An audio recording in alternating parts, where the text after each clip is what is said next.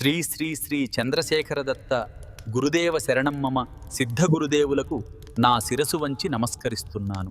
శ్రీవిద్య కౌళాచారం, శక్తిని అంతరంగంలో ఆలించుకునే రహస్య సాధన. ఇది ఆరాధన కాదు, చైతన్య యాత్ర. శ్రీచక్రంలోని త్రికోణమే శ్రీయోని. ఇది శారీరక సూచకం కాదు, శక్తి స్వరూప భావన. త్రికోణం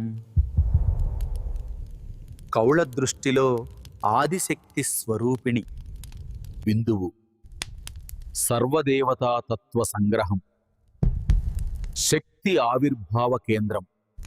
ఐం హ్రీం శ్రీం ఉత్పత్తి స్థితి లయ. శక్తి మూడు ప్రవాహాలు. మొదటి అంచె బాహ్యపీఠానికి ప్రణామం, యంత్రస్థిత శక్తిని ఆహ్వానించడం. రెండవ అంచె అంతర్ముఖ పీఠార్చన, త్రికోణ బిందువులో ఆవాహనం. మూడవ అంచె శ్రీయోని ధ్యానం, ముద్రతో శక్తి బంధనం. స్త్రీయోని శారీరక సూచకం కాదు, అది శబ్దబ్రహ్మ స్వరూప శక్తి మూలం. వామాచారంలో స్త్రీయోని ప్రత్యక్ష పీఠం, శక్తి ప్రత్యక్ష అనుభవ రూపం. వామాచారంలో స్త్రీయోని ప్రత్యక్ష పీఠం, శక్తి ప్రత్యక్ష అనుభవ రూపం. క్రీంకారి, చిన్ని, బగల యోగినీలు శక్తి రూపిణులే. యోని ముద్ర పీఠశక్తిని బంధించే మంత్రబలం. శక్తి ముద్ర శక్తి బంధ మంత్ర శక్తి ప్రవాహం. రక్తముద్రయాగ్ సమర్పణాత్మక శక్తి, అర్పణ భావం.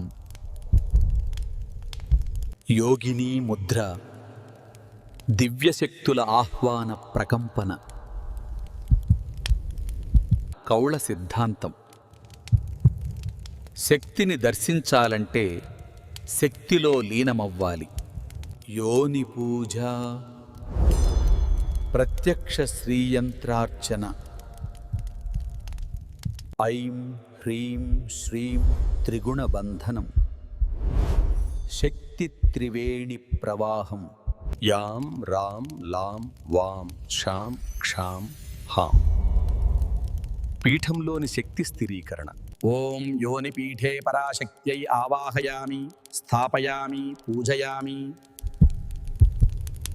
సారాంశం: త్రికోణాన్ని శక్తి మూలంగా పూజించడం.